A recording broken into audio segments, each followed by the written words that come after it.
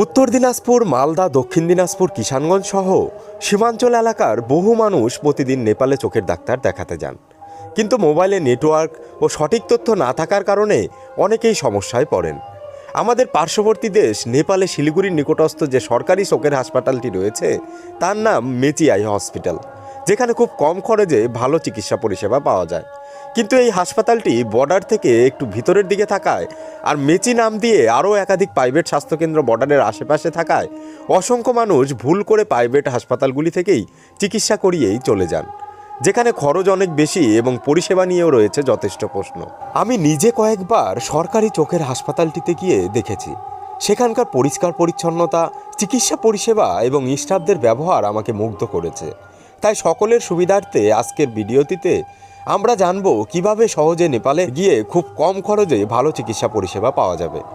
বেশিরভাগ মানুষ নেপাল যান পানি ট্যাঙ্কি কাকরবিটা হয়ে, কিন্তু গোলগলিয়া ভদ্রপুর বর্ডারের কথা অনেকে জানেন না, যেখান দিয়ে খুব কম সময়ে কম খরচে মেচি হাসপাতালে পৌঁছানো সম্ভব। এই রুট দিয়ে আসতে গেলে কাটিহার শিলিগুড়ি ইন্টারসিটি এক্সপ্রেস ট্রেনটি সবচেয়ে সুবিধাজনক, যেটি সকাল 9:10 নাগাদ গোলগলিয়া স্টেশনে পৌঁছে দেবে।